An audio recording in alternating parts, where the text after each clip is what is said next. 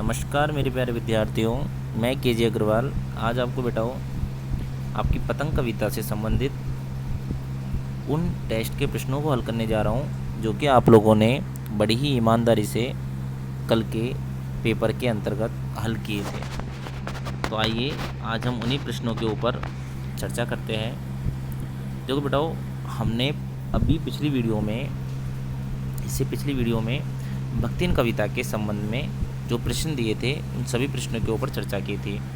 अब हम उसके दूसरे पार्ट पतंग कविता के अंतर्गत जो 5 प्रश्न पूछे गए थे उन 5 प्रश्नों के उत्तरों की यहाँ पर जांच करेंगे। दिशाओं को मृदंग की तरह बजाने का क्या आशय है? पहला प्रश्न क्या था? यही था पहला प्रश्न कि दिशाओं को मृदंग की तरह बजाने का क्या आशय था।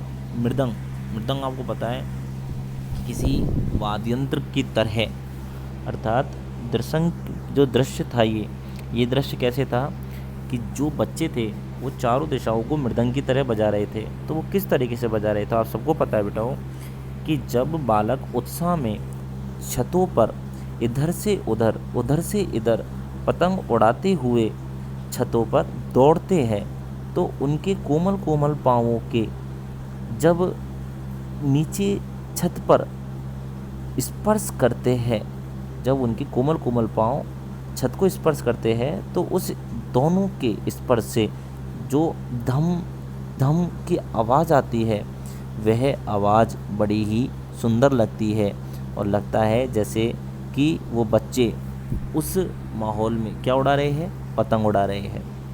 और उनकी उस पतंग उड़ाते समय जो आवाज़ आती है वह ऐसी लगती है जैसे वो मृदंग बजा रहे हैं। तो आप लोगों ने उनके उछलने कूदने का जो दृश्य का वर्णन किया है वह बिल्कुल ही सही है। तो आप लोगों को पता है कि ये प्रश्न पूरा आंतरिक प्रश्न था, अंदर से पूछा गया प्रश्न था जो कि आप लोगों को पाठ के अंतर्गत पढ़ाया भी गया था कि दिशाओं को मृदंग की तरह बजाना, अर्थात बच्चों का उछलते कूदते चारों दिशाओं में घूमना, इधर से उधर जाना, एक मृदंग की तरह उनकी आवाज़ सुनाई दे रही थी। कवि ने प्रातःकाल का वर्णन किस प्रकार किया है? तो आपको पता है बेटाओ, कवि ने प्रातःकाल का वर्णन जो सुबह जो लालिमा अर्थात सूर्य की जो लाल लाल किरणें आती है तो वह खरगोश की आँखों जैसे लाल सवेरे की तरह दिखाई देती है और वह आसमान को सुंदर बनाती है, स्वच्छ बनाती है। तो इस तरीके से हम लोगों ने खरगोश की आँखों के उदाहरण को प्रस्तुत करते हुए उस प्रातःकाल के सवेरे को वर्णित किया था। तो आप लोगों ने इसका भी आंसर बिल्कुल सही दिया है। अब आइए बेटाओ तीसरा प्रश्न जो कि लगभग 50% विद्यार्थियों का बिल्कुल ही गलत निकला है। क्योंकि उन्होंने जल्दबाजी की है। ये प्रश्न तो बहुत सिंपल था। ये तीसरा प्रश्न क्या था कि खरगोश की आंखों जैसा लाल सवेरा शरद आया पुलों को पार करते हुए उपर्युक्त पंक्तियों में किन बिंबों का प्रयोग हुआ है? अरे बेटाओ, मैंने आपको वीडियो में कितने अच्छे से समझाने का प्रयास किया था कि बिंब कौन से होते हैं जो प्रतीक बनते हैं हमारे मन मस्तिष्क में। मैंने आपसे बोला हाथी, तो आपके दिमाग में हाथी का चित्र आ गया। आपने ये तो नहीं मैंने बोला हाथी और आपने कुत्ते का चित्र बना लिया दिमाग में। मैंने बोला आपसे कबूतर, तो आप लोगों ने मोर का चित्र बना लिया हो, ऐसा तो नहीं है ना। तो हमारे मन में जो चित्र बनता है वही बिंब होता है। तो यहाँ पर आप लोगों से पूछा मैंने कि खरगोश की आंखों जैसा लाल सवेरा।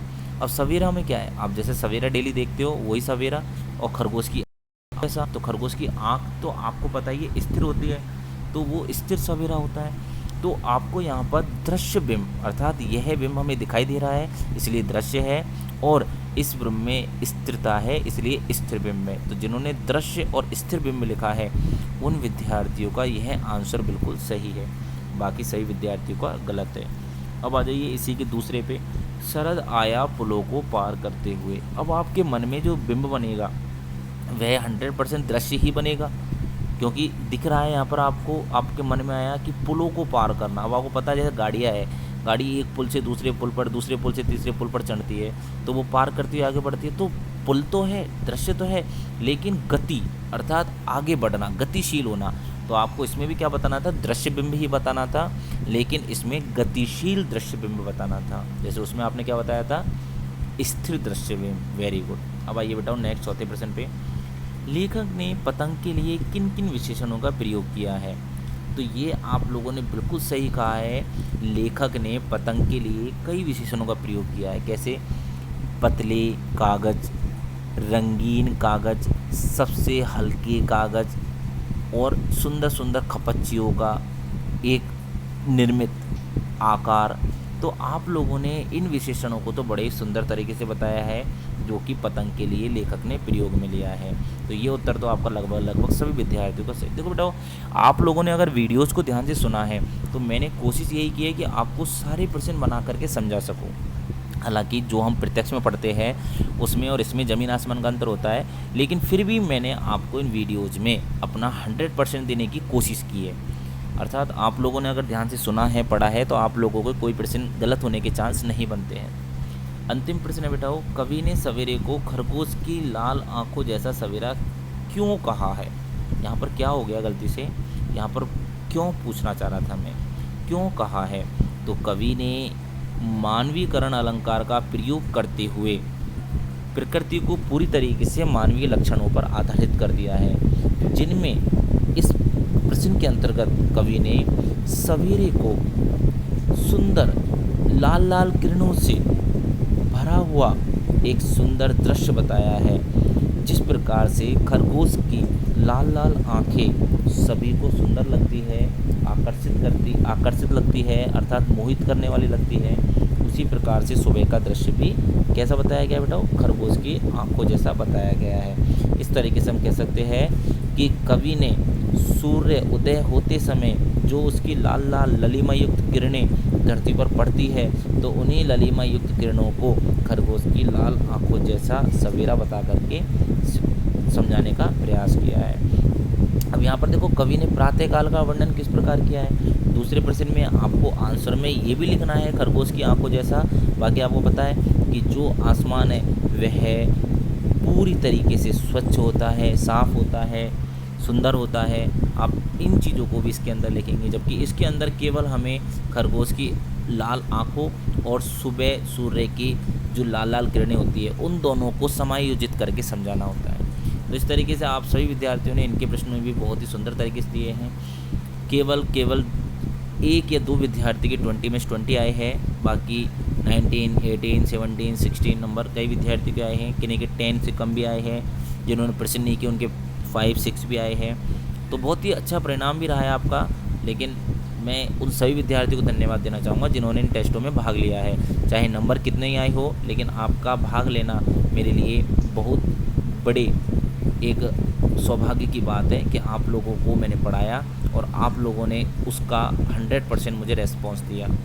तो मेरे प्रोत्साहन होने में आप लोगों की मेहनत ही है, जिससे कि मैं अपने कार्य को सुंदर तरीके से करने की कोशिश करता हूँ। तो आज के लिए इतना ही, धन्यवाद। हमने 2 वीडियोज़ में आज हमारे प्रश्न पत्र को पूरी तरीके से समझ लिया है। अब हम कल किसी नए टॉपिक के साथ, नई विषय के साथ जुड़ेंगे। और बेटाओं, मैं आपसे एक बात और कहने जा रहा हूँ कि आप सभी विद्यार्थी इन वीडियोज़ को, अब जैसा कि कल के बाद आपका हॉलीडे आ रहा है समर वैकेशन का, तो इसमें अगर आप सुनना चाहते हो, देखना चाहते हो, तो आप लोगों से मैंने आज तक नहीं बोला है, लेकिन आज इसलिए बोल रहा हूँ क्योंकि आपको शायद किसी टॉपिक की ज़रूरत पड़े और आप लोगों को वह टॉपिक समय पे प्राप्त नहीं हो पाए। तो आप लोग इस चैनल को सब्सक्राइब कर लेना। सब्सक्राइब करने से आपको क्या फ़ायदा होगा कि आपको जब भी मैं कोई वीडियो अपलोड करूँगा तो आपको पहले ही उसका मैसेज आ जाएगा। तो सब्सक्राइब वाले बटन पर आप जाओगे, एक बेल सी बनी हुई है, घंटी सी, उस घंटी को दबाओगे। उस घंटी को दबने से वो चैनल सब्सक्राइब हो जाएगा। तो मेरी जो भी वीडियो इस पर अपलोड होगी वो आपके पास मैसेज देते हुए आ पहुँचेगी। अब मैं वैसे भी इन छुट्टियों में ग्रामर से संबंधित बहुत ही महत्वपूर्ण टॉपिकों को रेगुलर बनाता रहूँगा, जिनसे कि अगर चाहो तो आप जुड़े रह सकते हैं। बाकी आप लोग घर पे रह कर के इन टॉपिकों को तो पढ़ते ही रहिएगा। तो आज के लिए इतना ही, धन्यवाद। कल हम एक नई वीडियो के साथ पुनः मिलेंगे।